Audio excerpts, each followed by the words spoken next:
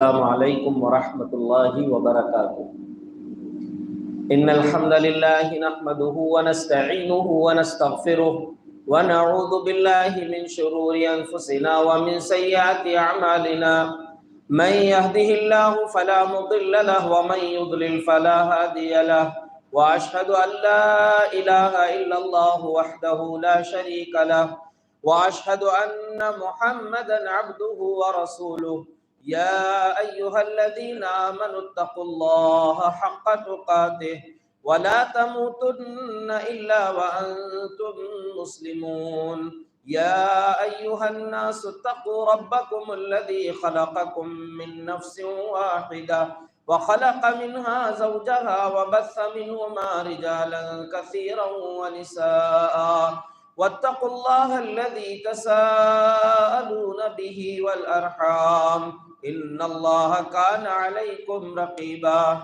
يا أيها الذين آمنوا اتقوا الله وقولوا قولا سديدا يصلح لكم أعمالكم ويغفر لكم ذنوبكم ومن يطع الله ورسوله فقد فاز فوزا عظيما أما بعد فإن خير الحديث كتاب الله وخير الهدي هدي محمد صلى الله عليه وسلم وشر الأمور محدثاتها وكل محدثة بدعة وكل بدعة ضلالة وكل ضلالة في النار أعوذ بالله من الشيطان الرجيم بسم الله الرحمن الرحيم الله الذي خلقكم من ضعف ثم جعل من بعد ضعف قوة ثم جعل من بعد قوة ضعفا وشيبة يخلق ما يشاء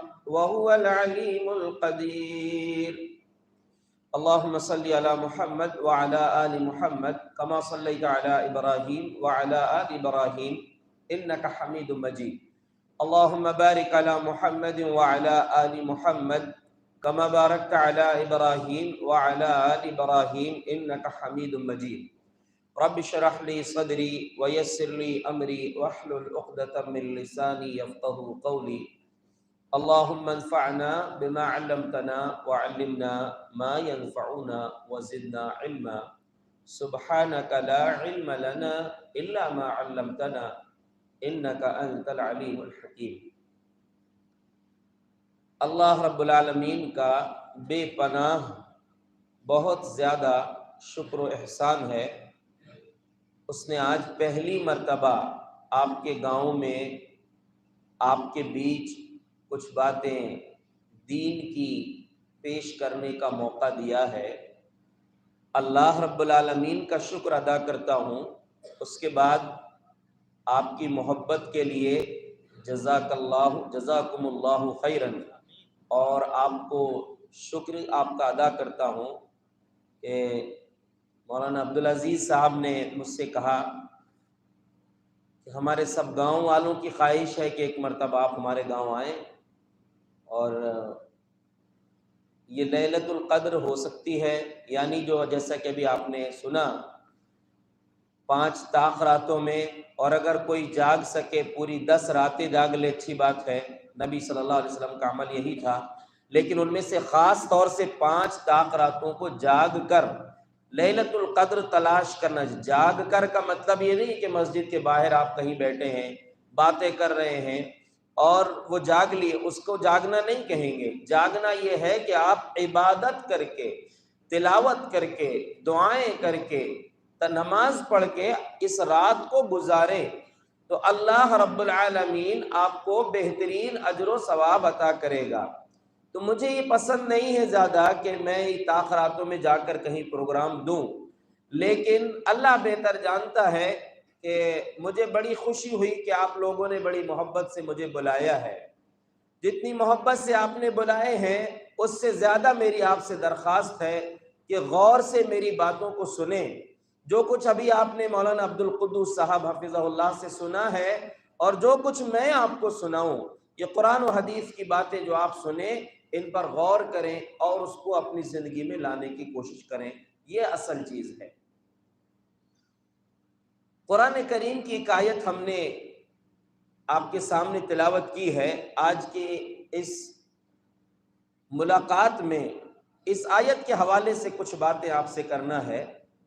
اللہ رب العزت نے زندگی کے مختلف مراحل کو چند الفاظ میں بیان کیا ہے۔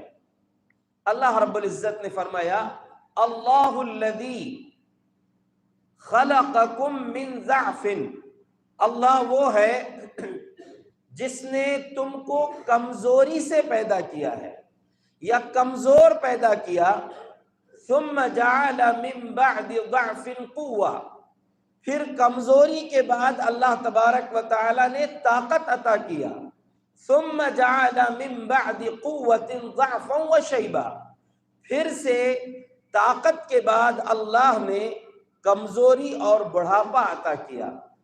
یخلق ما یشاء، اللہ رب العزت جو چاہتا ہے پیدا کرتا ہے، وہو العلیم القدیر، اور وہ ہر چیز کا علم رکھنے والا ہے، ہر چیز کی قدرت رکھنے والا ہے۔ تو بزرگوں، نوجوان ساتھیوں، چھوٹے اور معصوم بچوں اور پردہ نشین اسلامی ماں اور بہنوں، اس ایک آیت کے حوالے سے جو باتیں میں آپ کے سامنے رکھنا چاہتا ہوں، ہم اپنی زندگی پر غور کریں۔ ہماری زندگی کتنی ہے؟ صبح ہوتی ہے، شام ہوتی ہے، عمر یوں ہی تمام ہوتی ہے۔ بہت لمبی زندگی ہم کو نہیں ملی ہے۔ اس زندگی کے اندر جو مختلف مرحلے ہیں انسان کی زندگی میں، اس زندگی کے اعتبار سے جہاں انسان خود ذمہ دار ہے، اس کو اپنی ذمہ داری کا احساس کرنا ہے، اور جہاں انسان کو کسی اور کا ذمہ دار بنایا گیا ہے، اس کو اس کی ذمہ داری کا احساس کر کے اس کا حق ادا کرنا ہے۔ زندگی میں انسان کی زندگی شروع کہاں سے ہوتی ہے؟ دیکھیں، ایک جوڑا بنتا ہے شوہر بیوی کا۔ شوہر بیوی کا جوڑا بھی دین کی بنیاد پر بننا چاہیے، دینداری کی بنیاد پر رشتہ ہو گیا۔ اب اس جوڑے کی خواہش ہوتی ہے، اس مرد اور عورت کی، کہ اللہ رب العزت اولاد سے نواز دے۔ یاد رکھیے، اب کچھ باتیں میں آپ کے سامنے عرض کر رہا ہوں، غور سے ان کو سنیں۔ میں بہت زیادہ جوشیلی تقریر آپ سے نہیں کروں گا، اور نہ آپ کو کچھ گانے کے انداز میں سناؤں گا۔ بس کچھ باتیں قرآن و حدیث کی روشنی میں میرا جو اپنا انداز ہے میں آپ کے سامنے رکھنا ہوں، اللہ کے واسطے۔ اس کو صرف اس لیے نہیں کہ ہم نے بلائے ہیں ہم بات کو سن لیں، بات میں تبصرہ کر دیں کہ کچھ بات ایسی تھی، یہ اچھی تھی، یہ بری تھی، مولانا نے ایسا بولے، ایسا نہیں بولنا تھا۔ اللہ کے بندو، اللہ کی بندیوں، مقصد صرف یہ ہے کہ ہم جو سنیں، اس سننے کو آگے بھی اس کے مطابق عمل کرنے کا جذبہ بھی رکھیں۔ سمعنا و اطعنا، ہم نے سنا ہے اور اس کے مطابق عمل کریں گے۔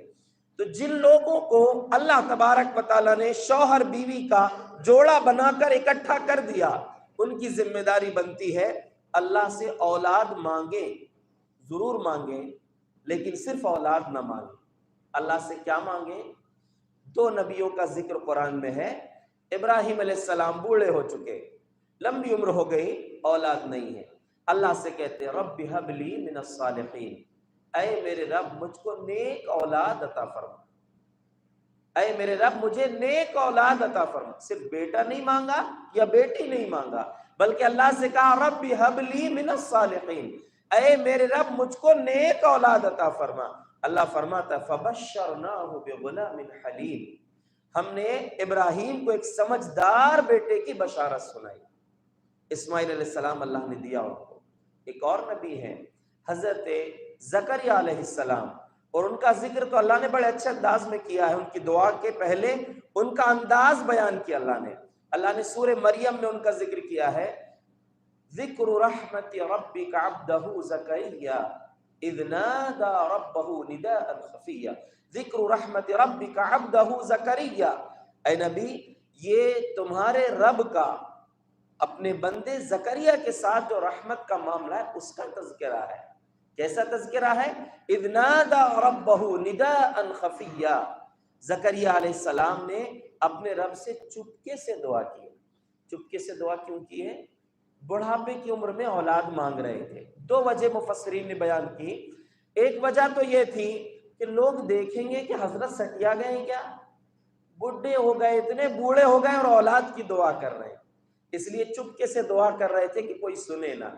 اور دوسرا مطلب یہ ہے کہ چپکے سے دعا اس لیے کر رہے تھے کہ جب چپکے سے اللہ سے دعا کریں تو اس میں اخلاص زیادہ ہوتا ہے، اس میں دل کی گہرائی سے وہ دعا نکلتی ہے، سچائی زیادہ ہوتی ہے۔ تو حضرت زکریا علیہ السلام نے دعا کی اور دعا کرتے ہوئے کہا کہ اے میرے رب، تجھ سے دعا مانگ کر کبھی میں بدبخت نہیں ہوا، محروم نہیں ہوا، تو نے میری عادت بنا دیا ہے کہ میری دعا تو قبول کرتا ہے، اے میرے رب میری یہ دعا بھی قبول کر لے۔ اور دوسری جگہ ان کی دعا کے الفاظ یہ ہے کہ اے میرے رب مجھ کو اپنی طرف سے پاکیزہ اولاد عطا فرما، من لدنک ذریۃ طیبہ، اپنے پاس سے پاکیزہ نیک اولاد عطا فرما۔ اللہ نے ان کی دعا ایسے سنی، ایسے قبول کی، اللہ نے فرمایا کہ ہم نے وَوَهَبْنَا لَهُ يَحْيَىٰ، ہم نے ان کو یحییٰ نامی بیٹا دیا، اور ان کی بیوی جو بانجھ تھی ہم نے ان کو بانجھ پن کی بیماری کو ختم کر دیا۔ دیکھیے دعا میں کتنی تاثیر ہوتی ہے۔ اور آپ نے رمضان میں سنا ہوگا کہ رمضان کا خاص تعلق بھی ہے دعا سے۔ اللہ نے رمضان کے مسائل بیان کرتے ہوئے قرآن میں کہا وَإِذَا سَأَلَكَ عِبَادِي عَنِّي فَإِنِّي قَرِيبٌ، اے نبی جب میرے بندے میرے بارے میں پوچھیں تو جواب دو نہیں کہا، اللہ نے کہا میں قریب ہوں، میں قریب ہوں۔ میرا بندہ جب مجھ سے دعا کرتا ہے، میری بندی جب مجھ سے دعا کرتی ہے، میں اس کے قریب ہوں۔ اجیب دعوت الداعی اذا دعان، میں دعا کرنے والے کی دعا کو قبول کرتا ہوں۔ اللہ دعائیں قبول کرتا ہے۔ ابراہیم علیہ السلام کی دعا قبول کی، زکریا علیہ السلام کی دعا قبول کی اللہ نے، اور کہا کہ دیکھو اے زکریا ہم تمہیں وہ بیٹا دے رہے ہیں جو اس سے پہلے کسی کا نام بھی نہیں رکھا ہم نے، یا کسی نے یہ یحییٰ نام نہیں رکھا، لم نجعل له من قبل سمیہ، یہ نام ہم نے اس سے پہلے کسی کا نہیں رکھا، یحییٰ نامی بیٹا تم کو دے رہے ہیں۔ تو یہ جو اولاد مانگنا ہے، نیک اولاد اللہ سے مانگے، اللہ نے اولاد دے دیا۔ اللہ جو بے اولاد ہیں ان کو نیک اولاد عطا فرما، جو صاحب اولاد ہیں اللہ ان کی اولاد کو نیک بنا دے۔ آپ کو اولاد مل گئی، اولاد کی صحیح تربیت کرنا ہے۔ جو اصل میں آج کے پروگرام میں جو پیغام آپ کو دینا چاہ رہا ہوں کہ انسان جہاں پر کمزور ہے اللہ نے اس کی ذمہ داری اس کے ماں باپ پر رکھا ہے، اور جب وہ خود طاقتور ہو گیا، سمجھدار ہو گیا تو وہ خود ذمہ دار ہو جاتا ہے۔ ہر مرحلے میں جس کی ذمہ داری ہے اس کی ذمہ داری کا احساس اس کو ہونا چاہیے۔ اللہ کے نبی صلی اللہ علیہ وسلم نے فرمایا کلکم راع وکلکم مسئول عن رعیتہ، تم میں سے ہر آدمی ذمہ دار ہے اور اس سے اس کی ذمہ داری کے بارے میں پوچھا جائے گا۔ الرجل راع فی اہلہ وہو مسئول عن رعیتہ، آدمی اپنے گھر کا ذمہ دار ہے اور اس سے اس کی ذمہ داری کے بارے میں پوچھا جائے گا۔ تو اب اللہ نے آپ کو اولاد دے دیا، اولاد کی صحیح تربیت کرنا ماں باپ کی ذمہ داری ہے۔ اللہ نے اولاد دیا ہے، 7ویں دن اس کا عقیقہ کرنا، اچھا سا نام رکھنا، اور پھر اس کے بعد اس کو حلال روزی کھلا کر اس کی صحیح انداز میں پرورش کرنا۔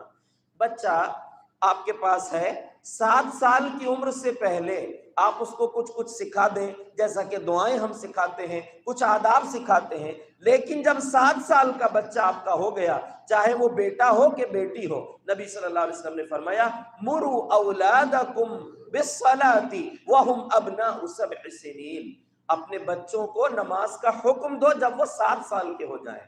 7 سال کے ہو گئے، نماز پڑھاؤ، ان کو نماز کا حکم دو، نماز سکھاؤ، وضو سکھاؤ۔ 7 سال سے کب تک؟ 10 سال کی عمر تک ان کو ٹریننگ دینا ہے، مارنا نہیں ہے۔ آپ ان کو سمجھائیں، اپنے ساتھ مسجد لائیں، بیٹی ہے تو ماں کی ذمہ داری اپنے ساتھ میں گھر میں نماز پڑھائیں، باپ خود نماز پڑھنے آئے۔ اور دیکھیے بچوں کی بہترین تربیت کے لیے انتہائی ضروری ہے کہ پہلے آپ نیک بن جائیں، باپ نیک بن جائیں، ماں نیک بن جائیں، تو آپ کے بچوں کی پرورش اچھی ہوگی۔ بچے سن کے اتنا زیادہ قبول نہیں کرتے جتنا دیکھ کر قبول کرتے۔ آپ اگر بولیں بیٹا نماز پڑھو، سچ بولو، جھوٹ نہیں بولنا، گالی نہیں دینا، لیکن وہ آپ کو دیکھیں گے آپ نماز پڑھتے ہیں کہ نہیں، آپ کی زبان کیسی ہے، آپ کسی کو گالی تو نہیں دیتے۔ تو پہلے آپ کی یاد رکھیں کہ اپنے آپ کو نیک بنائیں، اپنے بچوں کی تربیت کریں۔ 7 سے 10 سال، 3 سال کا عرصہ ہے، 3 سال تک ان کو ٹریننگ دینا ہے، اور 3 سال تک اگر ٹریننگ دے دیں گے تو انشاءاللہ پھر وہ پابند نمازی رہیں گے۔ لیکن 3 سال کی ٹریننگ کے بعد بھی اگر وہ نماز نہیں پڑھتے ہیں، فَضْرِبُوهُمْ عَلَيْهَا وَهُمْ أَبْنَاءُ 10 سِنِينَ، 10 سال کے ہو جائیں نماز نہیں پڑھتے تو ان کو مار کر نماز پڑھا، کوئی گنجائش نہیں ہے نماز چھوڑنے کی۔ اتنی پکی تربیت اگر کوئی ماں باپ کریں گے تو یقیناً وہ جوان اپنی جوانی میں نماز نہیں چھوڑے گا۔ ہمارے ملک ہندوستان کے صوبے مدھیہ پردیش، ہمارا جو صوبہ ہے مدھیہ پردیش، یہاں کے ایک بہت بڑے عالم گزرے ہیں، نواب صدیق حسن خان بھوپالی رحمت اللہ علیہ، مدھیہ پردیش بھوپال کے۔ وہ اپنا واقعہ بیان کرتے ہیں کہ میں 5 سال کا تھا تو میری امی مجھ کو روزانہ پابندی سے نماز پڑھنے بھیجتی تھی، اور فجر میں کبھی اٹھنے میں تاخیر کرتا، سستی کرتا تھا تو پانی ڈال کر اٹھاتی تھی، اور وضو کرا کے سامنے سے ساتھ میں مسجد کے گیٹ تک چھوڑ کے آتی تھی۔ اس تربیت کا نتیجہ یہ ہے کہ زندگی میں کبھی میری نماز نہیں چھوٹی۔ باپ کی بھی ذمہ داری ہے، ماں کی بھی ذمہ داری ہے کہ اپنے بچوں کو نماز کی تربیت اور ٹریننگ ان کو دیں۔ آپ نے 10 سال تک تربیت دے دی، 10 سال میں دیکھیے ایک اور حکم اللہ کے نبی صلی اللہ علیہ وسلم نے دیا ہے، کہا کہ جب 10 سال کے ہو جائیں اور نماز نہ پڑھیں تو ان کو مارو، وَفَرِّقُوا بَيْنَهُمْ فِي الْمَضَاجِعِ۔ اب وہ جو بھائی بہن بھائی جو ہیں ان کے بستروں کو الگ کر دو، بہن بھائیوں کے بستروں کو الگ کر دو۔ الگ کیوں کر دو؟ ان کو الگ الگ بستر میں سلاؤ۔ دیکھیے کچھ جگہ ایسی ہوتی گنجائش نہیں ہوتی، چھوٹے گھر ہوتے ہیں، کوشش کرنا چاہیے پھر بھی ان کے کم از کم ان کے اوڑھنے کی چادر، ان کا بلانکٹ الگ الگ ہو۔ کیوں الگ ہو؟ دیکھیں اسلام اتنا پاکیزہ مذہب ہے، وہ کہیں سے بھی گندگی کو گھسنے کی اجازت نہیں دیتا۔ کیوں ایسا کرو؟ 10 سال کی عمر میں اب وہ بلوغت کے قریب جا رہے ہیں، 10 سال کے بعد لڑکا اور لڑکی ان کی زندگی کی کیفیت بدلے گی، اور آج کے دور میں تو یہ موبائل نے تو بہت جلدی بچوں کو سب کچھ بتا دیا ہے، جو بڑی عمر میں پہنچنے کے بعد بھی لوگوں کو بات پہلے معلوم نہیں ہوتا تھا۔ جو ابھی بزرگ لوگ ہیں ان کا جو بچپن تھا، ان کو بڑی عمر تک پہنچنے، بالغ ہونے کے باوجود بھی بہت سی وہ چیزیں معلوم نہیں ہوتی تھی جو آج موبائل کے ذریعے سے چھوٹے چھوٹے بچوں کو مل جا رہی ہیں۔ اس دور میں نبی صلی اللہ علیہ وسلم کے اس فرمان پر خاص طور سے عمل کرنے کی زیادہ ضرورت ہے۔ 10 سال کا بچہ ہو گیا، اس کو سمجھاؤ، اس کو بستر الگ کرو، ان کو ٹریننگ دو، ایسے معلمین کا انتظام کرو۔ اور یہاں پر الحمدللہ بہت سے علماء کرام ہیں، آپ کے گاؤں میں بہت سے علماء ہیں، کچھ ہمارے ساتھی ہیں، کچھ شاگرد بھی ہیں الحمدللہ میرے، 1 سال فیض العلوم میں نے پڑھایا تھا، اس بیچ پڑھے ہیں، اور نئے طلبہ بھی، نئے علماء بھی آئے ہیں، اور یہی لوگ الحمدللہ آپ کے گاؤں میں پڑھاتے بھی ہیں۔ ان سے یہ بات کہوں کہ جو بچے یہ 10 سال کی اوپر کی عمر کے ہیں ان کو خاص طور سے اب بلوغت کے مسائل سمجھانا چاہیے۔ لڑکیاں ہیں ان کی ماں کی ذمہ داری ہے، یا کوئی عالمہ ہو ان کا پروگرام رکھیں، ان کو ان کے مسائل بتا دیں کہ زندگی صرف یہ نہیں ہے کہ آپ کس کی تقریر سن رہے ہیں، آپ نے کتنے اچھے مقرر کو بلایا، کتنا بڑا پروگرام کیا۔ اللہ کے بندوں، میں یقین سے کہہ رہا ہوں، ہم جو بڑے بڑے پروگرام کرتے ہیں ان کا اپنا فائدہ ہے، لیکن مسجد کے اندر جو پروگرام ہوتے ہیں اور جو روزانہ مسجد میں مکتب چلتا ہے، یہ ہماری ریڑھ کی ہڈی ہے، یہ بہت قیمتی چیز ہے۔ یہ آپ جو ابھی میری بات سن رہے ہیں، بھائی آپ جو ہے بہت دور سے مجھے نہیں بلائے ہیں، اور مجھے بہت خوشی ہے، صحیح بول رہا ہوں، کہ آپ نے بڑی محبت سے مجھے دعوت دے کر بلایا۔ اللہ آپ کی محبت کو قبول فرمائے اور توفیق دے کہ جو کچھ آپ سن رہے ہیں اس پر آپ عمل کریں۔ تو آپ جب آپ بچے آپ کی اس عمر کو پہنچ گئے، ان کی تربیت صحیح کیجیے۔ اب اس کے بعد اکثر یہاں پر 15 کے اوپر کی عمر کے بہت سارے نوجوان دکھ رہے ہیں، آپ میری بات کو غور سے سنیں۔ حضرت لقمان ایک حکیم انسان گزرے، ان کے بارے میں اختلاف ہے کہ نبی تھے کہ نہیں تھے، بہرحال لیکن اللہ نے ان کے بارے میں کہا ہے کہ وَلَقَدْ آتَيْنَا لُقْمَانَ الْحِكْمَةَ، ہم نے لقمان کو حکمت عطا کیا تھا، سمجھداری عطا کیا تھا۔ ایک مرتبہ وہ ایک بادشاہ کے پاس تھے، تو ایک مرتبہ وہ بادشاہ نے کہا ان کو کہ بکری ذبح کرو اور اس کی سب سے اچھی چیز لے کر آؤ۔ تو وہ بکری ذبح کیے اور بکری کا دل اور زبان لے کر گئے. بادشاہ نے دوسری بار ان سے کہا کہ بکری ذبح کرو اور اس کا سب سے برا حصہ لے کر آؤ. تو پھر دوسری مرتبہ بھی بکری کا دل اور زبان ہی لے کر گئے. تو بادشاہ نے پوچھا کہ سب سے اچھی چیز بھی زبان لائے اور دل، اور سب سے بری چیز بھی یہی لائے. کہا کہ یہ دونوں صحیح ہو تو یہ سب سے اچھی چیز ہے، اور یہ دونوں خراب ہو جائیں، دل خراب ہو جائے، زبان غلط استعمال ہو تو یہ سب سے بری چیز بھی ہے. حضرت لقمان نے اپنے بیٹے کو ایک نصیحت کی تھی. بہت ساری نصیحت کی ہے، ان میں سے ایک نصیحت کہا کہ اے میرے بیٹے شرک نہیں کرنا، شرک سب سے بڑا ظلم ہے. اور اس کے بعد پھر اللہ نے ماں باپ کا ذکر کیا، اور اس کے بعد حضرت لقمان کی جو دوسری نصیحت کی ہے، میرے نوجوان بھائیوں اور بہنوں، ہر آدمی، آپ میں سے ہر شخص، اور آپ جوان کہہ رہا ہوں کہ اس کا مطلب یہ نہیں کہ جن کی داڑھیاں سفید ہو گئی، جن کے بال پک گئے وہ لوگ جو ہے بوڑھے ہو گئے اب ان کو نہیں، ایسا نہیں. جو انسان طاقتور ہے وہ سب اس میں شامل ہے. کہا کہ میرے بیٹے انہا ان تک مثقال حبۃ من خردل فتکن فی صخرۃ او فی السماوات او فی الارض یأتی بها اللہ ان اللہ لطیف خبیر. اے میرے بیٹے یاد رکھنا، تم کوئی بھی رائی کے دانے کے برابر کام کرو، برا کرو اچھا کرو، کہاں کرو؟ کسی چٹان میں، جنگل میں جا کر کرو. آپ کے گاؤں سے جنگل لگا ہو، کچھ بھی کرو وہاں جا کر، یا آسمانوں کی بلندی میں کرو. اس دور میں تو آسمان میں زیادہ سے زیادہ کسی پہاڑ پر چڑھ سکتے تھے. آج ہوائی جہاز سے انسان ہزاروں فٹ اوپر اڑ رہا ہے، وہاں پر کچھ غلط کرے یا پوری زمین کے کسی کونے میں کوئی غلط کام کرے، یأتی بہ اللہ، اللہ رب العالمین اس تمہارے عمل کو قیامت کے دن پیش کر دے گا. یہ کیے تھے تم نے. سوچئے، ہم میں سے ہر آدمی سوچے میں نے کہاں کیا کیا ہے. قیامت کے دن وہ سب چیزیں گواہی دیں گی. وہ جھاڑ، وہ پتھر، وہ جنگل، وہ زمین، سب گواہی دے سکتے ہیں. اسی لیے حضرت لقمان کی نصیحت ہر نوجوان خاص طور سے یاد رکھے. آپ کے ہاتھ میں یہ موبائل ہے، کیا دیکھ رہے ہیں، کیا سن رہے ہیں، اللہ کو معلوم. کوئی آپ کو نہیں دیکھ رہا. آپ اپنے کمرے میں اکیلے ہیں، اپنے دوستوں کے ساتھ اکیلے ہیں، آپ کے ماں باپ، آپ کے بھائی، کوئی نہیں دیکھ رہا ہے، اللہ دیکھ رہا ہے. یعلم خائنۃ الاعین وما تخفی الصدور، وہ آنکھوں کی خیانت کو بھی جانتا ہے. آپ نے کالا چشمہ لگایا ہوا ہے، وہ کالے چشمے کے اندر آپ کی نگاہیں کدھر چل رہی ہیں وہ کوئی نہیں دیکھتا، لیکن رب وہ ہے جو وہ کالے چشمے کے اندر گھومنے والی نگاہوں کو بھی دیکھتا ہے. اور نگاہ تو دور کی بات ہے، دل میں کیا چل رہا ہے اس کو بھی وہ جانتا ہے. اسی لیے اللہ کے بندوں، اللہ کی بندیوں، یاد رکھیں یہ جوانی بڑا قیمتی مرحلہ ہے. اللہ نے کیا کہا؟ ہم نے تم کو کمزوری میں پیدا کیا، یعنی بچپن. پھر بچپن کے بعد جو طاقت والی زندگی ہے وہ جوانی کی زندگی ہے. ابھی وہ چھوٹے معصوم بچے، شاید فیض العلوم کے طالب علم ہیں، پڑھتے ہیں آپ، بہترین الحمدللہ، وہ نوجوانوں کو جھنجھوڑ رہے تھے، اتنی اچھی تقریر کر رہے تھے. لیکن آپ یہ سمجھیے کہ وہ چھوٹا سا بچہ آپ کو کیا پیغام دے رہا تھا. جوانی بڑی قیمتی ہے.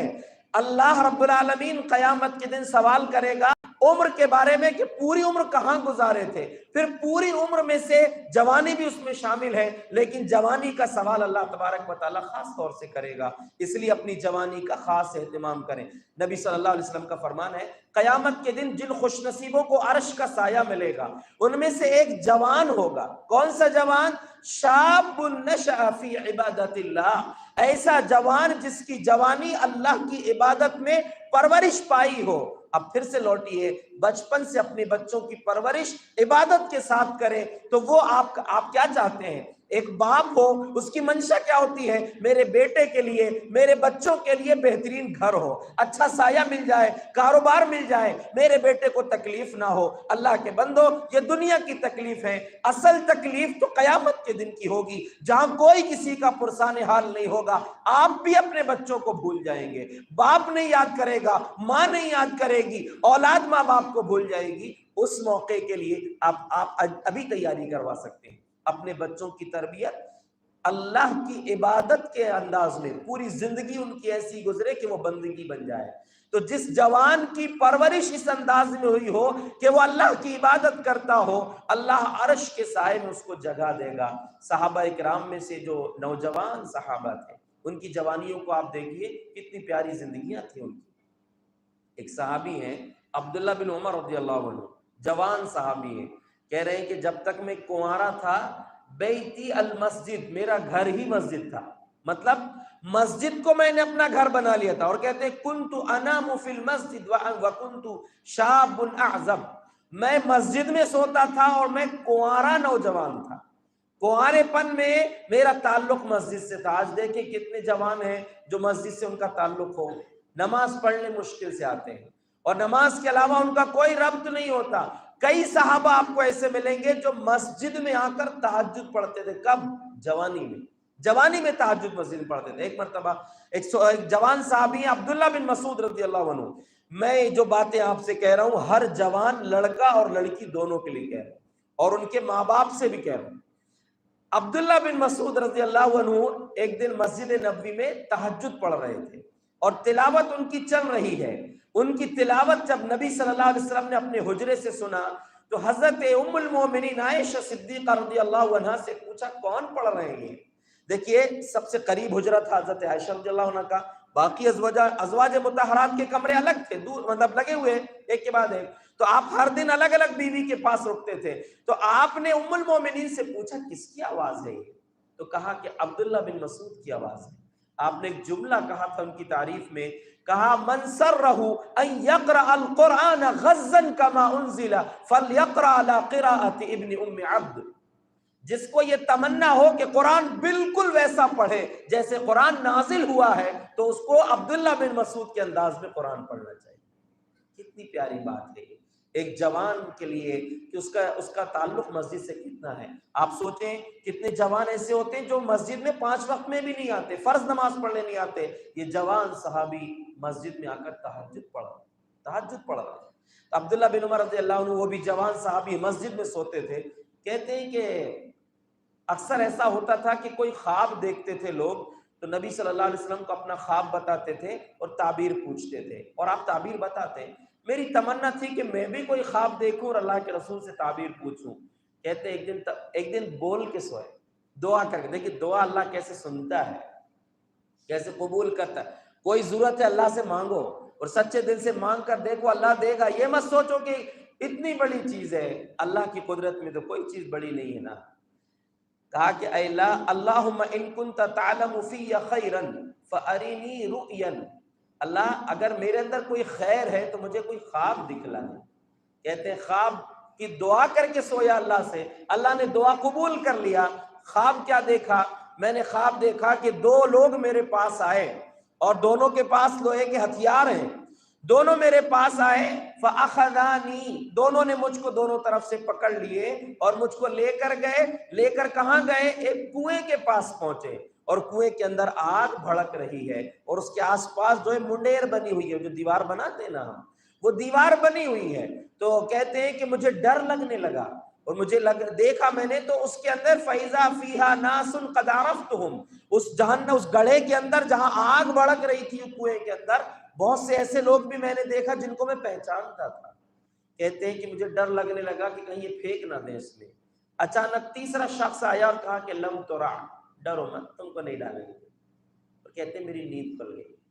اب نیند کھل گئی، خواب تو دیکھ لیے، تمنا تھی کہ خواب دکھے، خواب دیکھ لیے، لیکن ہمت نہیں ہوئی نبی صلی اللہ علیہ وسلم سے بیان کرنے کی. تو اللہ نے دیکھیے انتظام کیسے کیا. ان کی سگی بہن حضرت حفصہ رضی اللہ عنہا نبی صلی اللہ علیہ وسلم کی بیوی تھی. کہا کہ باجی تم پوچھ دینا میرا خواب کی تمنا تھی پوری تو ہو گئی ہے لیکن اب خواب کی تعبیر پوچھنے کے دل نہیں، ہمت نہیں ہے، آپ پوچھ کے بتا دینا. تو جب خواب نبی صلی اللہ علیہ وسلم کے سامنے بتایا گیا تو آپ نے چھوٹے سے جملے میں اس کی تعبیر بتائی. نعم الرجل عبداللہ لو کان یصلی باللیل، عبداللہ بڑے اچھے آدمی، بس ایک کمی ہے، اگر تہجد پڑھنے لگتے تو اچھا ہوتا. اللہ اکبر. سوچئے کہ فرض نمازیں پڑھ رہے ہیں، وہ تہجد نہیں پڑھ رہے ہیں، تو کہا کہ اگر تہجد پڑھنے لگتے تو اچھا ہوتا. ان کے بیٹے سالم کہتے ہیں، حضرت سالم کہتے ہیں فَكَانَ عَبْدُ اللَّهِ لَا يَنَامُ مِنَ اللَّيْلِ إِلَّا قَلِيلًا. اس دن کا دن تھا کہ اس کے بعد سے عبداللہ کی زندگی بدل گئی. رات میں بہت کم سوتے تھے. کم سو کے کیا کرتے تھے؟ دنیا کے کام کرتے تھے نہیں، اکثر حصہ رات کا تہجد پڑھ کے گزارتے تھے. اب زندگی بدل گئی. اب بغیر دعا کرے اللہ نے ایک اور خواب دکھلا دیا. پہلا خواب تو دعا کر کے اللہ سے مانگے تھے نا، اب خواب دکھا، کہتے ہیں اب کی بار خواب دکھا تو خواب میں میں نے دیے، دونوں خواب صحیح بخاری میں موجود ہے، کہا کہ اب کی بار خواب میں دیکھا کہ میں جنت میں ہوں اور میرے ہاتھ میں ریشم کا ایک کپڑا ہے، چھوٹا سا ٹکڑا ہے، اس کے اندر اللہ نے یہ صلاحیت رکھا ہے کہ میں جہاں چاہتا ہوں پوری جنت میں اڑتا ہوا گھوم رہا ہوں، بس اتنا ہی خواب دیکھا۔ اب یہ خواب جب اللہ کے نبی صلی اللہ علیہ وسلم کے سامنے بتایا گیا، پھر سے اپنی بہن سے کہا کہ آپ پوچھ کے بتانا خواب کی تعبیر۔ اب کے بار اللہ کے رسول صلی اللہ علیہ وسلم نے اور چھوٹا جواب دیا، کہا عبداللہ رجل صالح، عبداللہ اب نیک، پورے نیک ہو گئے، جو کمی تھی تہجد کی وہ تہجد کی کمی بھی پوری ہو گئی۔ تو دیکھیے ایک جوان صحابی تہجد پڑھ رہا ہے، اس لیے میں کئی مرتبہ یہ بات کہتا ہوں تجربے کی بنیاد پر، کیونکہ الحمدللہ کنوارے پن سے تو آگے بڑھ چکے ہیں، اللہ نے صاحب اولاد بھی بنا دیا ہے۔ میرا تجربہ یہ ہے کہ جوان جو ہیں کنوارے، لڑکے ہوں یا لڑکیاں، ان کو تہجد پڑھنا چاہیے، اور جو بڑی عمر کے لوگ ہو چکے، جن کے بچے بڑے ہو گئے، ان کو بھی تہجد پڑھنا چاہیے۔ جن کے بچے چھوٹے رہتے ہیں ان کی نیندیں برابر نہیں ہوتی، چھوٹے بچے رات میں کبھی بھی اٹھتے ہیں تو ماں باپ کی نیند ڈسٹرب ہوتی ہیں۔ تو یاد رکھیے اپنی جوانی کی قدر کیجیے۔ کئی جوان صحابہ اس کو ایسے ملیں گے آپ کو جو تہجد پڑھتے تھے، تہجد کا اہتمام کیا کریں۔ اللہ کے نبی صلی اللہ علیہ وسلم پر سب سے فرض نماز کے پہلے بھی اللہ نے یہ حکم دیا تھا کہ آپ تہجد پڑھیں، اور بڑی قیمتی نماز ہے یہ، اور جوانیوں کی حفاظت، جو سچی تہجد پڑھے گا نا اس کو اللہ تبارک و تعالیٰ گندگیوں سے بھی بچائے گا۔ اور دیکھیں اللہ سے سچی محبت کریں، رسول سے سچی محبت کریں، اور لڑکوں کا معاملہ بھی ہو لڑکیوں کا بھی معاملہ ہو کہ اپنی حیا کی حفاظت کریں، اپنی زندگی کی حفاظت کریں۔ حضرت مغیرہ بن شعبہ رضی اللہ عنہ کی ایک روایت ہے کہ ایک مرتبہ کہتے ہیں میں نبی صلی اللہ علیہ وسلم کے پاس آیا اور کہا اللہ کے رسول ایک انصاری خاتون کو نکاح کا پیغام دینا ہے، تو آپ نے کہا کہ اس کو دیکھ لو، انظرها فإنه أجدر أن يؤدم بينكما، دیکھ لو اس کا فائدہ یہ ہوگا کہ تمہارا رشتہ اچھا رہے گا، دیکھ داکھ کے رشتہ کرو گے تو۔ کہتے ہیں کہ میں ایک انصاری خاتون کے گھر گیا اور گھر جانے کے بعد ان کے ماں باپ کو رشتہ پیش کیا، لڑکی کے ماں باپ کو، اور یہ بھی بتایا کہ اللہ کے رسول نے کہا ہے کہ میں آپ کی بیٹی کو دیکھ لوں۔ تو ماں باپ کو یہ بات اچھی نہیں لگی کہ کیسے ہم اپنی بیٹی تم کو دکھا دیں گے۔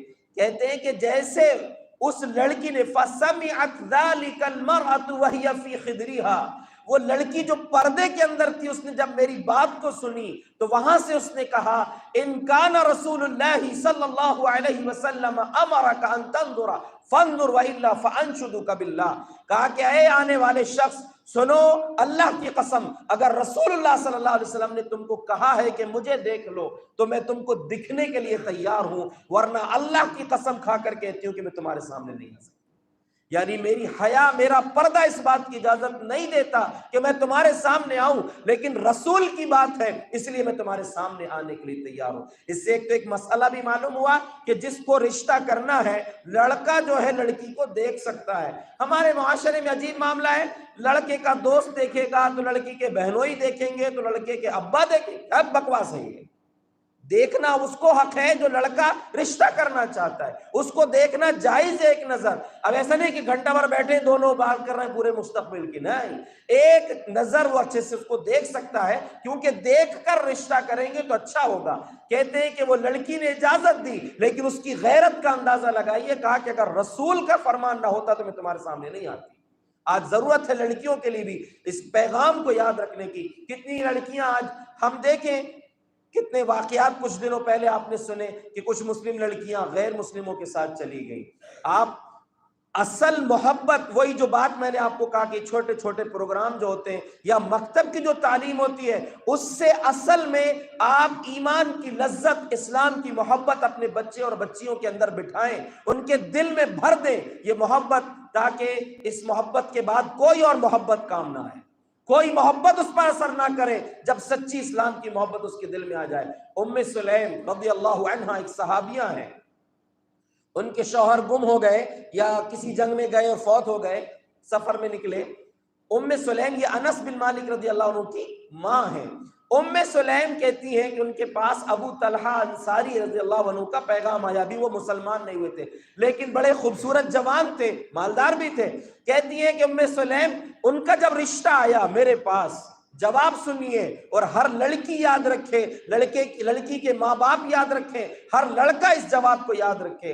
ام سلیم نے کہا ان مثلک لا یرد، کہا کہ ابو طلحہ تمہارے جیسا رشتہ ریجیکٹ کر دیا جائے بالکل مناسب نہیں ہے، تم اتنے بہترین شخص ہو کہ تمہارے جیسا شوہر کسی کو ملے، یہ ریجیکٹ کرنے کے لائق رشتہ نہیں ہے، لیکن انا امرأۃ مسلمہ وانت رجل کافر، میں مسلمان عورت ہوں، تم کافر آدمی ہو، تم سے نکاح میرا نہیں ہو سکتا۔ اللہ اکبر، جواب دیکھیے، کہا کہ پسند تو ہو، تمہارا رشتہ بالکل منظور ہے، لیکن تمہارے کفر کی وجہ سے تم سے رشتہ نہیں کر سکتی۔ ہاں ایک آفر ہے، اگر مسلمان ہو جاؤ گے تو ذالک مہری، تمہارا اسلام میرا مہر ہوگا، تم سے مہر بھی نہیں مانگوں گی۔ ابو طلحہ انصاری ابھی تک مسلمان نہیں تھے، مسلمان ہو گئے اور ان سے پھر نکاح بھی ہوا۔ کہتی ہے کہ بتاؤ اتنا بہترین کسی کا مہر رہا ہوگا کہ شوہر کا اسلام انہوں نے اپنا مہر مان لیا۔ اللہ نے بہترین جوڑا بنایا۔ ہر لڑکا اور ہر لڑکی یاد رکھیں، اصل محبت اسلام سے ہونا چاہیے، یہ سڑک چھاپ محبتوں سے کوئی فائدہ نہیں ہے۔ اور جیسا کہ آپ جانتے ہیں یہ جو لو میرج ہوتی ہے یہ سب لفڑے ہیں، وہ پہلی پوری محبت ختم ہو جاتی ہے، نکاح سے پہلے پوری بات کر کر کے پوری محبت ختم کر دیتے ہیں، بعد میں اکثر جھگڑے ہوتے رہتے ہیں، زیادہ دن بھی نہیں چلتے وہ رشتے۔ لیکن نبی صلی اللہ علیہ وسلم کا فرمان ہے کہ جو نکاح کے ذریعے محبت ہوتی ہے وہ تمہیں کہیں بھی نظر نہیں آئے گی، وہ مثالی محبت ہوتی ہے۔ تو یہ جوانی کی قدر کرنا بڑی ضروری بات ہے، اس میں آپ عبادت کریں، نمازوں کا اہتمام کریں، اپنے اندر سچائی پیدا کریں۔ جو جوان ہے محنت کریں، محنت کر کے آپ پیسہ کمائیں، پیسہ کمائیں، حلال کمائیں، خوب کمائیں۔ پیسہ کمانے سے اسلام نہیں روکتا، حرام کمانے سے روکتا ہے۔ آپ اپنی دولت کما کے دوسروں کا بھی سہارا بنیے، ماں باپ کی فکر کیجئے، دوسروں کا سہارا بن کے آپ بہترین انسان بنے۔ آپ سوچئے ٹاپ 10 صحابہ جو ہیں، یعنی جو عشرہ مبشرہ، جن کو 10 صحابہ کو الگ سے نام لے کر نبی صلی اللہ علیہ وسلم نے ایک ساتھ جنت کی بشارت دی ہے، ان 10 صحابہ میں اکثر مالدار صحابہ ہیں۔ عبد الرحمن بن عوف ہیں، زبیر بن عوام ہیں، ابو بکر صدیق ہیں، حضرت عثمان غنی، یہ مالدار لوگ ہیں، بڑی بڑی دولتیں تھیں ان کے پاس، اسلام کے لیے بہت لٹا۔ لیکن ایک بات یاد رکھیں، دولت کے ساتھ دل ہونا چاہیے، دولت خوب کمائیں، اللہ کی راہ میں خرچ بھی کریں۔ تو اپنی جوانی کا صحیح استعمال کیجئے۔ میں جب آپ کو تو میں کسی کو بھی نہیں جانتا آپ کے بارے میں کہ آپ کے کاروبار کیسے ہیں کیا ہے، بس ایک چیز یہی آپ کو بول رہا ہوں کہ آپ محنت کریں اور حلال کمائیں، اور حلال سے جتنا کمائیں گے اس میں خوب اللہ برکت دے گا۔ حرام کمائیں گے چوری کر کے، دھوکہ دے کے، لوگوں کو ڈبا کے، اس میں کوئی فائدہ نہیں ہے، آپ کے لیے کوئی فائدہ نہیں ہے۔ جیسا آتا ہے ویسے مال چلا بھی جاتا ہے۔ اسی لیے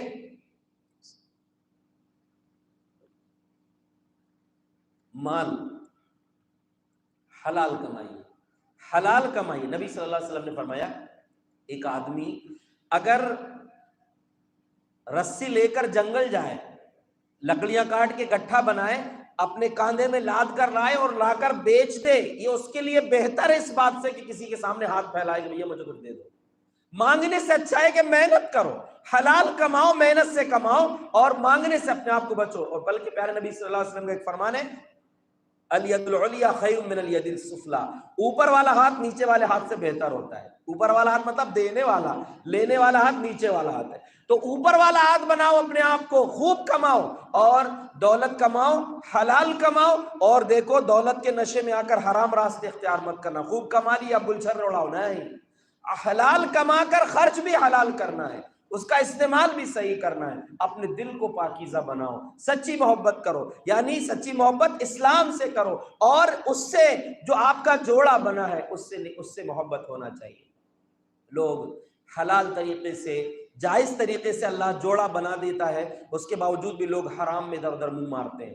شوہر کہیں گھوم رہا ہے، عورت کا کہیں مسئلہ ہے، میں آپ کے گاؤں کی بات نہیں کہہ رہا، یعنی بہت ساری جگہوں میں ایسے لوگ آپ کو ملیں گے۔ لیکن یاد رکھیں، اللہ کے نبی صلی اللہ علیہ وسلم کو جب معراج کرائی گئی، آپ نے جنت اور جہنم کے مناظر دیکھے، یا آپ خواب کے ذریعے بھی دکھایا گیا، کہتے ہیں آپ نے جو بہت سارے مناظر دیکھے تھے، ہم نے ان مناظر میں ایک منظر یہ دیکھا کہ ایک تنور کے قریب پہنچے۔ تنور جیسے، تنور بولتے چولہا رہتا ہے، نیچے سے چوڑا رہتا ہے، اوپر منہ اس کا چھوٹا رہتا ہے، اس میں روٹیاں سیکی جاتی ہیں۔ کہتے ہیں تنور جیسے بہت بڑا گڑھا تھا، فَإِذَا فِيهَا رِجَالٌ وَنِسَاءٌ عُرَاةٌ، اس گڑھے کے اندر، اس گڈھے کے اندر بہت سارے مرد اور عورتیں تھیں جو سب ننگے تھے، کپڑے کسی کے جسم میں نہیں تھے، اور وہ آگ کے شعلوں کے ساتھ اوپر آتے تھے، اور جب وہ شعلے نیچے بیٹھتے تو وہ نیچے چلے جاتے تھے، خوب چیخ رہے ہیں، چلا رہے ہیں، نکلنے کی کوئی گنجائش نہیں۔ پوچھا یہ جو کون ہیں یہ لوگ جو ننگے ہیں اور آگ میں مرد اور عورت ایک ساتھ جل رہے ہیں؟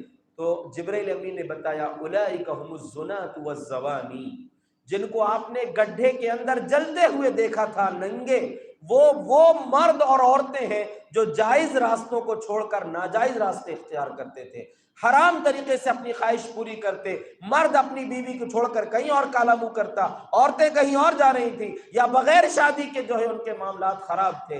اللہ کے بندوں اور اللہ کی بندی یاد رکھو یہ بدترین جرم ہے، اس کو اللہ نے بے حیائی کہا، اور جو اسلامی حکومت ہو تو ایسے لوگوں کو 100 کوڑے لگائے جائیں گے، اور اگر شادی شدہ ہونے کے بعد یہ حرامی پن کرے تو اس کو تو زندہ رہنے کا بھی حق نہیں، اس کو پتھر مار مار کے ختم کر دیا جائے گا۔ اس لیے انسان کو اس کو یاد رکھنا چاہیے، جوانی کا جو وقت ہے یہ بڑا قیمتی ہے، جوانی دیوانی نہ ہو، جوانی ربانی ہو، اللہ کے حکم کے مطابق آپ کی جوانی گزرے تو اللہ رب العالمین عرش کے سائے میں آپ کو جگہ دے گا۔ اس جوانی کی طاقت کی قدر کریں، اس کا صحیح اہتمام کریں، صحیح اس کا خرچ کریں، اور اپنے آپ کو پاکیزہ جوان بناؤ۔ اللہ کے نبی صلی اللہ علیہ وسلم کی وفات کے بعد ابو بکر صدیق رضی اللہ عنہ کے دور خلافت میں بہت سارے حافظ صحابہ شہید ہو گئے، تو حضرت عمر رضی اللہ عنہ نے ابو بکر صدیق رضی اللہ عنہ کو مشورہ دیا کہ آپ ایک کام کریں، قرآن کو ایک ساتھ جمع کروا دیں، بہت سارے حافظ شہید ہو گئے، ایسے میں قرآن ضائع نہ ہو جائے کہیں۔ کہا کہ نہیں، جو کام اللہ کے رسول نے نہیں کیا میں کیسے کروں گا؟ بہت سمجھایا حضرت عمر رضی اللہ عنہ نے، تو پھر بات ان کے دل میں بھی آ گئی ابو بکر صدیق رضی اللہ عنہ کے، کہا ٹھیک ہے، تو اس اتنے بڑے کام کے لیے ایک جوان کو منتخب کیے تھے۔ کون تھے وہ؟ زید بن ثابت۔ کہا کہ دیکھو انک رجل شاب لا نتہمک کنت تکتب الوحی، انک رجل شاب عاقل لا نتہمک کنت تکتب الوحی۔ کہا کہ دیکھو زید، تم جوان ہو، سمجھدار ہو، اور تمہارے اندر کوئی عیب نہیں ہے، اور تم وحی لکھتے تھے، اس لیے ہم تم کو ذمہ داری دے رہے ہیں کہ جس جس کے پاس قرآن لکھا ہوا ہے، چمڑوں میں لکھا تھا، ہڈیوں میں لکھا تھا، پتوں میں لکھا ہوا تھا، یہ سب قرآن کی آیتوں کو، صورتوں کو ایک جگہ جمع کرو۔ کہتے ہیں جو کام آپ کر رہے ہیں اللہ کے نبی نے تو نہیں کیا، آپ کیسے کریں گے؟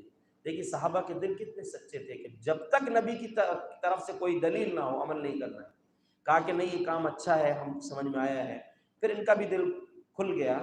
کہتے ہیں دیکھیے ان کا جملہ دیکھیے، کہتے ہیں کہ اگر مجھ کو ایک پہاڑ کو کسی جگہ سے ہٹانے کا بولتے تو وہ میرے لیے آسان ہوتا، اس کے مقابلے میں جو مجھ کو قرآن ایک جگہ جمع کرنے کی بات کہی گئی تھی، کتنا بڑا کام تھا، کتنی بڑی ذمہ داری ہے، لیکن ایک جوان نے کیا ہے۔ اس لیے اے میری قوم کے نوجوانوں، آپ اپنے گاؤں کے علماء سے جڑے رہیں، بزرگوں کے مشورے کے مطابق صحیح راستے میں اپنی زندگی، اپنی جوانی کا صحیح استعمال کریں، اور جوانوں کا صحیح ساتھ دیا جائے، ان کی صحیح رہنمائی کی جائے تو بہت بڑے بڑے کام ہو جاتے ہیں۔ یہ بھی نہیں کہ ہم تو چھوٹا سا گاؤں ہے، آپ چھوٹے وقت سے گاؤں والے نمونہ بن سکتے ہیں لوگوں کے لیے کہ ہمارے گاؤں میں ہم نے یہ کام کیا ہے، بہترین کام کیا ہے، کئی کام ہو سکتے ہیں، لوگوں کی مدد ہو سکتی ہے، بیت المال کا بہترین نظم ہو سکتا ہے۔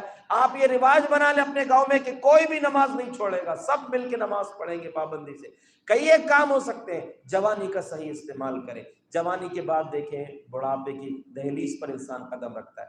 جوانی جو اصل طاقت ہوتی ہے، اور 40 سال کی عمر جس کی ہو گئی، اس کے لیے ایک بڑی اچھی دعا اللہ نے قرآن میں سکھلایا ہے کہ جب نیک اولاد ہوتی ہے ماں باپ کی، جب بڑھتی ہے اور 40 سال کی عمر کو جب وہ پہنچتے ہیں تو کہتے ہیں ربی اوزعنی ان اشکر نعمتک التی انعمت علی وعلی والدی وان اعمل صالحا ترضاه وادخلنی برحمتک فی عبادک الصالحین یا واصلح لی فی ذریتی انی تبت الیک وانی من المسلمین۔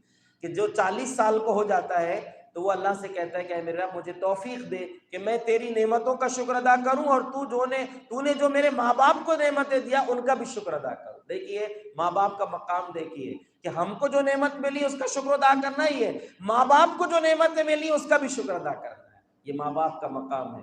اور اس میں ایک سبق یہ بھی ہے کہ ماں باپ کے بعد وہ نعمت آپ کو ہی تو ملے گی نا، آپ کو ہی وراثت میں ملنے والی ہے، اس لیے ان کا بھی شکر ادا کیجیے۔ تو 40 سال کی عمر میں کیوں؟ 40 سال کی عمر میں ہوتا یہ ہے کہ 40 سال کی عمر کا انسان جو ہوتا ہے اس کے اکثر ماں باپ بھی ہوتے ہیں، یعنی اکثر لوگوں کے ماں باپ زندہ ہوتے ہیں اس وقت، اور ان کے اپنے بچے بھی ہوتے ہیں، تو دونوں طرف اس کو دیکھنا ہے، میرے ماں باپ نے میری پرورش کیسے کی ہوگی اور میں اپنے بچوں کی پرورش کیسے کر رہا ہوں۔ اور کچھ لوگ کیا کرتے ہیں، میں بڑا بدنصیب سمجھتا ہوں ان کو، جو شادی کے بعد اپنے ماں باپ کے نافرمان ہو جاتے ہیں،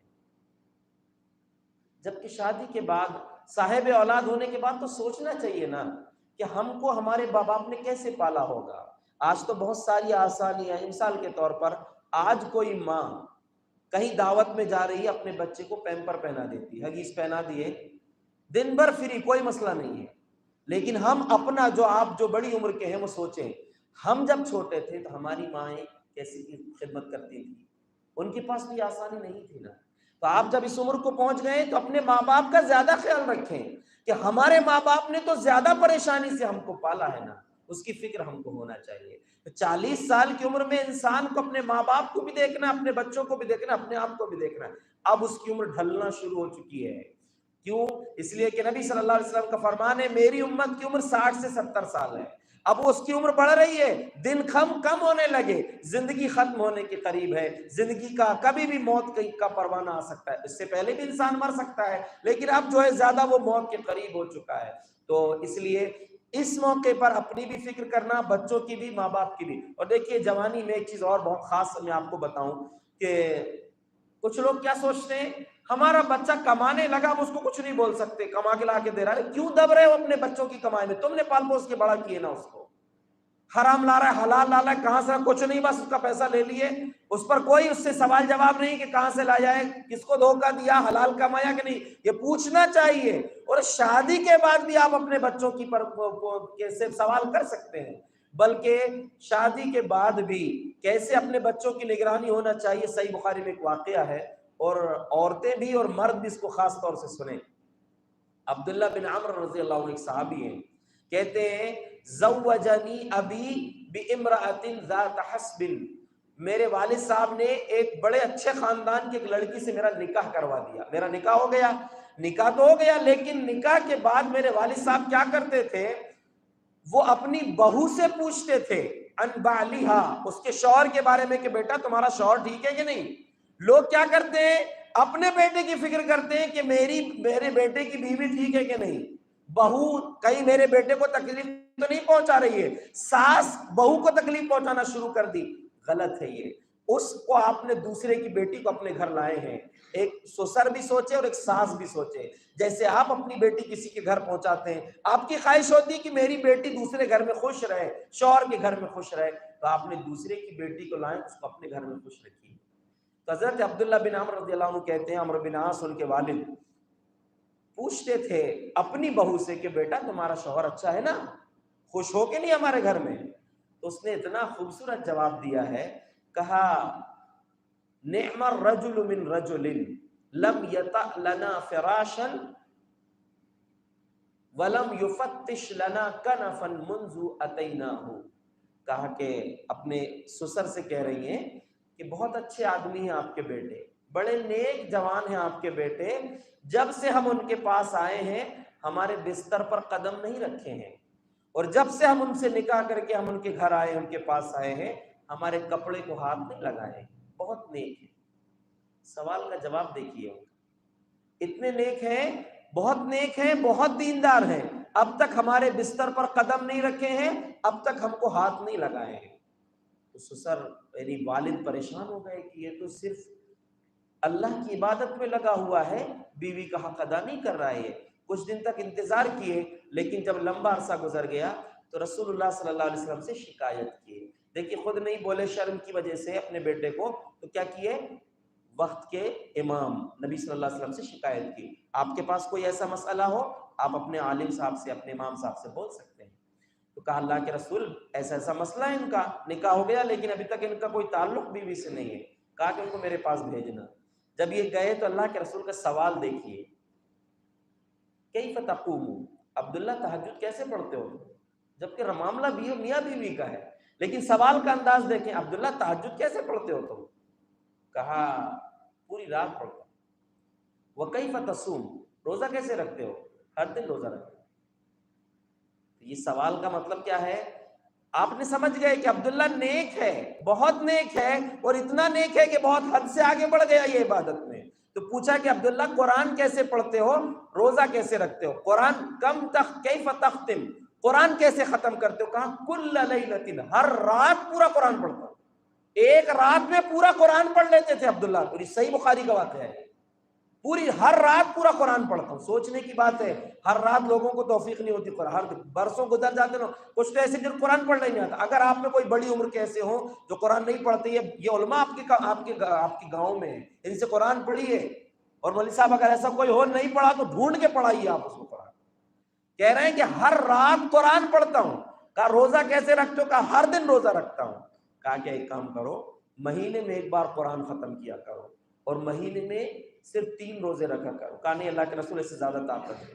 کہا تو ایک کام کرو، ہفتے میں 3 روزے رکھا کرو، اور ایک ہفتے میں ایک بار قرآن پورا کیا کرو. کہا اس سے بھی کم میں پڑھ لوں گا. کہا 3 دن میں قرآن پڑھا کرو، اور 2 دن روزہ مت رکھو، 1 دن روزہ رکھو. کہا نہیں، اس سے بھی اور زیادہ طاقت ہے. کہا 1 دن روزہ رکھو، 1 دن روزہ چھوڑو. اندازہ کیجئے، میں آپ کو جو بتا رہا تھا کہ سسر اپنی بہو کی فکر کر رہے ہیں. شادی کے بعد بھی آپ کا بیٹا، آپ کی بیٹی، آپ کے بیٹا بیٹی جو وہ، اس کے بعد بھی ان کی فکر کر رہے ہیں. آخر میں آپ جو ہے اللہ تبارک و تعالیٰ نے فرمایا ثم جعل من بعد قوة ضعفا وشیبا. اب یہ جوانی کی طاقت ہمیشہ نہیں رہے گی، ڈھل جائے گی. اب اس کے بعد بڑھاپا اور بڑھاپا، بڑھاپا آئے گا، کمزوری آئے گی. اس کی تیاری کرو. کیسے کرو؟ آپ کی عمر زیادہ ہو چکی، اب آپ کو اللہ کی طرف زیادہ رجوع ہو جانا ہے، اللہ کی طرف زیادہ لوٹ جانا ہے. میں نے آپ سے کہا بچپن سے عبادت کرنا ہے اور کروانا ہے، لیکن یہ جب عمر ڈھلنے لگی ہے اب آپ زیادہ اللہ کی طرف لوٹ جائیے. صحابہ اکرام کی زندگیاں آپ دیکھیں. ایک مرتبہ آپ صلی اللہ علیہ وسلم گھر سے نکلے رات میں تو 2 لوگوں کی تلاوت سنی. کون سی تلاوت؟ تہجد کی تلاوت. کون کون تھے؟ ایک تھے ابو بکر صدیق رضی اللہ عنہ، دوسرے عمر رضی اللہ عنہ. کہا کہ ابو بکر تم بہت دھیرے پڑھ رہے تھے. صبح جب ملاقات ہوئی تو کہ اللہ کے رسول میں جس کو سنانا چاہتا تھا اللہ کو اس کو سنا دیا. کہا تھوڑی سی اونچی آواز سے پڑھو. حضرت عمر سے کہا کہ عمر تم بہت تیز پڑھ رہے تھے، تمہاری دور تک آواز جا رہی تھی. کہ اللہ کے رسول میرے قرآن زور سے پڑھنے کا مقصد یہ تھا کہ جو سو رہے ہیں وہ لوگ بھی اٹھ جائیں. دکھاوا نہیں تھا لوگ میری تہجد کی تعریف کریں. لوگ کچھ ایسے بھی رہتے ہیں تہجد پڑھتے ہیں تو کسی بھی بہانے سے ذکر کرتے ہیں. ارے آج رات میں 3 بجے اٹھا تھا تو ایسا ہو گیا، آج 3 بجے اٹھی تھی تو ایسا ہوا. کائے کو اٹھے تھے؟ ارے تہجد پڑھتے نا. کیا مطلب ایسی تہجد کی بھیا؟ ایسی تہجد مطلب کہ نہیں ہے کہ آپ دکھانے کے لیے تہجد پڑھیں. یہ وہ لوگ تھے جن کے دل سچے تھے. تو ایسے اپنی زندگیوں کو لائیے، اللہ کی طرف لوٹائیے اپنی زندگیوں کو. عمر جب بڑھنے لگی ہے، اب آپ کی زندگی کے دن ختم ہونے والے ہیں، تو آپ کو زیادہ فکر ہونی چاہیے. اور یہ مردوں کا اکیلا معاملہ نہیں تھا. نبی صلی اللہ علیہ وسلم کی بیوی حضرت زینب رضی اللہ عنہا نے ایک رسی باندھ لی تھی مسجد کے 2 ستون میں. تہجد پڑھتی تھی، تھک جاتی تھی تو اس میں جھولتی تھی. کیوں؟ نیند آنے لگی ہے، وہ نیند چلی جائے گی تو پھر پڑھوں گی. اللہ کے نبی صلی اللہ علیہ وسلم نے فرمایا نہیں، اس کو کھول دو. اتنی زیادہ پریشان، یعنی صحابہ اور ہماری زندگی میں ہم دیکھیں گے تو ان کو بولنا پڑتا تھا اتنی عبادت مت کرو، اور آج بولنا پڑتا ہے کچھ تو کر لو بھیا. نبی صلی اللہ علیہ وسلم کے 2 صحابی ہیں، ابو دردہ رضی اللہ عنہ اور سلمان فارسی، دونوں کو بھائی بنائے تھے آپ نے. ایک دن سلمان فارسی ابو دردہ رضی اللہ عنہ کے گھر پہنچے، دیکھا تو ان کی بیوی کپڑے برابر نہیں پہنی تھی، گندے گندے کپڑے تھے، کوئی میک اپ نہیں تھا. تو کہا کہ کیا حال بنا رکھی ہو آپ نے؟ یہ ممکن ہے کہ پردے کے حکم سے پہلے کا معاملہ ہو، یہ کیسی حالت میں ہو؟ تو کہا کہ کیا کریں گے، تمہارے بھائی کو ہم سے کوئی مطلب ہی نہیں ہے، رات بھر نماز پڑھتے، دن میں روزہ رکھتے، ہم سے کوئی تعلق ہی نہیں ہے ان کا، تو کیا کریں گے میک اپ کر کے. یعنی اس دور کی عورتیں اپنے شوہر کے لیے میک اپ کرتی تھیں. آج اپنے شوہر کو چھوڑ کے دوسروں کے لیے شادی میں دعوت میں جانا ہے تو میک اپ کریں گی. گھر میں عورت کو چاہیے کہ اپنے شوہر کے لیے تیار ہو، اپنے شوہر کے لیے زینت اختیار کرے. تو اللہ کے نبی صلی اللہ علیہ وسلم کی صحابی انتظار کر رہے ہیں. روزہ ابو دردہ آئے گھر میں، سلمان فارسی پہلے پہنچ گئے تھے. تو کہا کہ آؤ کھانا کھلائیں کہ نہیں مہمان کو؟ کہا کھانا تیار ہے، کھائے نہیں ہے. کیوں نہیں کھائے؟ بولے تم کھاؤ گے تو کھاؤں گا، میرا روزہ ہے. بیٹھو روزہ توڑو. نفل روزہ تھا ان کا، روزہ توڑوا دیے. کہا کہ کھانا کھاؤ میرے ساتھ. کھانا کھا لیے، رات ہوئی، سو گئے. تھوڑی دیر سوئے تھے، ابو دردہ اٹھ گئے تہجد پڑھ لے. سو ابھی اتنی تہجد اتنی جلدی نہیں اٹھنا ہے. سلا دیے. تھوڑی دیر کے بعد پھر اٹھے، پھر سلا دی. کہا بھی سو. جب رات کا آخری حصہ بچا تو کہا اب تہجد پڑھو. دوسرے دن نبی صلی اللہ علیہ وسلم کے پاس یہ خبر پہنچی تو کہا کہ صدق سلمان، سلمان نے سچ کہا ہے. یعنی ان کو بولنا پڑتا تھا کہ اتنی عبادت مت کرو، ہم کو بولنا پڑتا ہے کچھ تو کرو. ہم اپنی زندگی کا معائنہ کریں، اپنی زندگی کو دیکھیں، ہماری زندگی کہاں گزر رہی ہے، کیسے جا رہی ہے. تو ہر مرد ہر عورت کی ذمہ داری ہے کہ اپنے بچوں کی پرورش اسلام کے انداز میں کریں. جوانی اپنے جوان خود اپنی جوانی کی فکر کریں، اور ان کے ذمہ داروں کی ذمہ داری ہے کہ اپنے جوانوں کو صحیح رخ دیں. اور آپ زندگی کے آخری پڑاؤ میں ہیں تو زیادہ سے زیادہ نیکیوں کا ذخیرہ جمع کریں. نبی صلی اللہ علیہ وسلم نے سے ایک مرتبہ سوال ہوا کہ کون سا انسان بہترین ہے، تو آپ نے فرمایا من طال عمرہ وحسن عملہ، جس کی زندگی لمبی ہو اور اس کے عمل اچھے ہوں. اور اگر انسان بوڑھا ہو گیا لیکن اس کی جوانی کے جذبات نہیں گئے، اس کی رنگینیاں نہیں گئیں، تو نبی صلی اللہ علیہ وسلم کا فرمان ہے ثلاث لا ينظر اللہ الیہم یوم القیامہ ولا یزکیہم ولہم عذاب علیم. تین ایسے بد نصیب ہیں جن کو اللہ قیامت کے دن دیکھے گا بھی نہیں، ان سے بات بھی نہیں کرے گا، ان کے لیے دردناک عذاب ہے. کون تین ہیں؟ ملک کذاب، شیخ ظالم، عائل مستکبر. ایسا بادشاہ جو جھوٹ بولتا ہے. بادشاہوں کی جھوٹ بولنے کی کیا ضرورت تجھے؟ دوسرا شیخ ظالم، بوڑھا جوان، بوڑھا زانی، بوڑھا ہو گیا لیکن اس کی مستیاں نہیں گئی، اس کی زندگی کے وہ حرکتیں جو جوانی میں تھی وہ ابھی تک ختم نہیں ہوئی. ایسا بوڑھا اللہ کے بدترین انسان ہے، اس کی پکڑ بہت سخت ہوگی. اور تیسرا ہے کچھ نہیں لیکن بڑا غرور و تکبر ہے، فقیر تو ہے لیکن اس کے اندر غرور ہے. یہ تین لوگوں کا اللہ بڑی سخت سزا دے گا. اور دیکھیے بڑھاپے والی زندگی میں بھی اور اس سے پہلے بھی اپنے شوہر بیوی کے جوڑے کی حفاظت کریں، بہت قیمتی چیز ہے یہ. حضرت عائشہ صدیقہ رضی اللہ عنہ فرماتی ہیں، عورتیں خاص طور سے یاد رکھیں اس کو، کہتی ہیں کہ نبی صلی اللہ علیہ وسلم کی ساری بیویوں میں سے کسی بھی بیوی پر اتنی غیرت نہیں آئی مجھ کو جتنی خدیجہ رضی اللہ عنہ پر غیرت آتی تھی. یعنی مجھے لگتا تھا کہ اتنی کیسے اللہ کے نبی ان کو یاد کرتے ہیں، جبکہ بولتی ہیں کہ ان کے انتقال کے 3 سال بعد مجھ سے آپ نے نکاح کیا تھا، پھر بھی ان کے اوپر مجھ کو غیرت آتی تھی. کیوں؟ اللہ کے رسول ان کو بہت یاد کرتے تھے، بہت یاد کرتے تھے. اور آپ کو تعجب ہوگا کہ آپ فرما رہی ہیں کہ جب بکری ذبح کرتے تھے فَيُرْسِلُ إِلَىٰ أَخْلَائِهِنَّ، ان کی سہیلیوں کے پاس گوشت بھیجتے تھے. اور کتنا بھیجتے تھے؟ مَا يَسَعُهُنَّ، جتنا گوشت ان کے لیے ضرورت پوری کر دے. ایسا نہیں کہ تھوڑا سا بھیج دیے، بہت سارا گوشت حضرت خدیجہ رضی اللہ عنہ کی سہیلیوں کے لیے بھیج دیا کرتے تھے.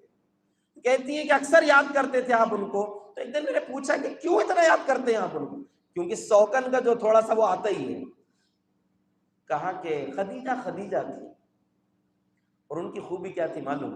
ایک مرتبہ جبرائیل امین نبی صلی اللہ علیہ وسلم کے پاس آئے، کہا کہ اللہ کے رسول خدیجہ رضی اللہ عنہ آ رہی ہیں، ان کے پاس برتن ہے، اس میں کھانا یا پانی یا پینے کی کوئی چیز ہے، جب وہ آئیں گی تو ان کو اللہ کا سلام کہنا اور میرا بھی سلام کہنا. اللہ اکبر، قسمت دیکھیے کہ اللہ نے سلام بھیجا اور جبرائیل امین کہہ رہے ہیں میرا بھی سلام کہنا. تو اور جب وہ آ جائیں گی تو سلام کہنے کے بعد ان کو بشرھا ببیت فی الجنہ، جنت میں موتیوں کے ایک محل کی بشارت دے دینا، لا صخب فیہ ولا نصب، وہاں کوئی شور شرابہ نہیں ہوگا اور تھکان نہیں ہوگی، سکون کی جگہ ہوگی. اہل علم نے کہا ہے کہ موتیوں کا محل ہے، اچھی بات ہے، خاموش کیوں ہوگا وہ محل، وہاں شور کیوں نہیں ہوگا؟ اس کا خاص طور سے ذکر کیوں کیا؟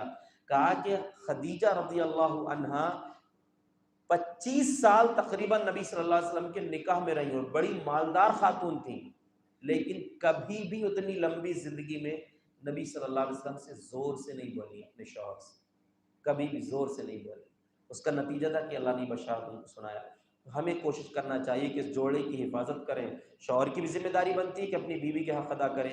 جیسے کہ ام المومنین عائشہ صدیقہ رضی اللہ عنہ فرماتی ہیں، مسجد نبوی کے صحن میں حبشی لوگ کھیلتے تھے، ان کا کھیل دیکھنے کا مجھے شوق تھا، تو نبی صلی اللہ علیہ وسلم مجھ کو اپنے پیچھے کھڑے کر لیتے تھے، کاندھے کے بیچ میں سے چادر اڑا لیتے اور میں چپکے سے ان کا کھیل دیکھتی تھی.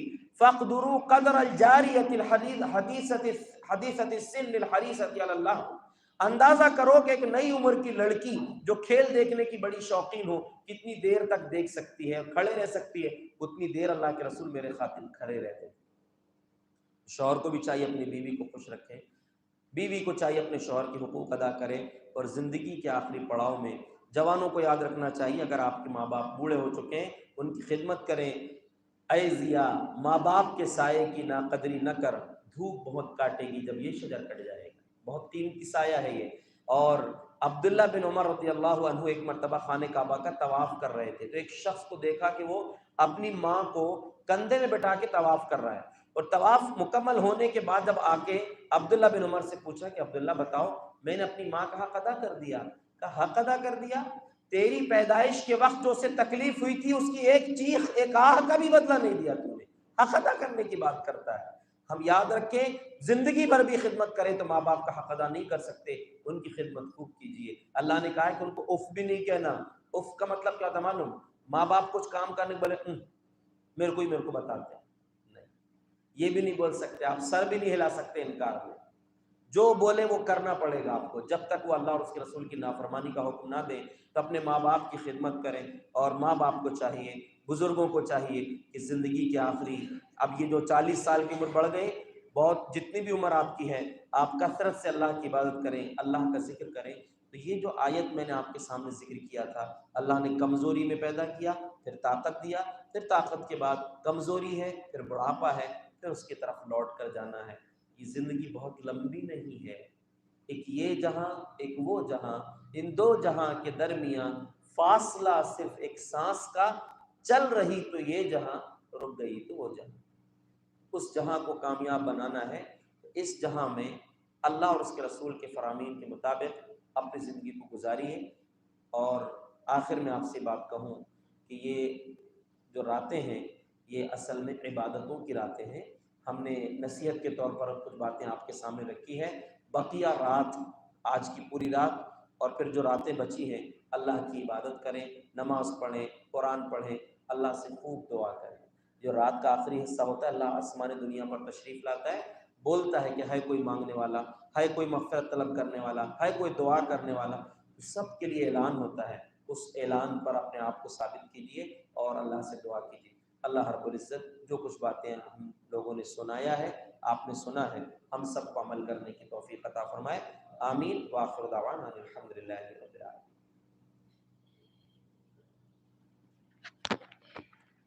ماشاء اللہ۔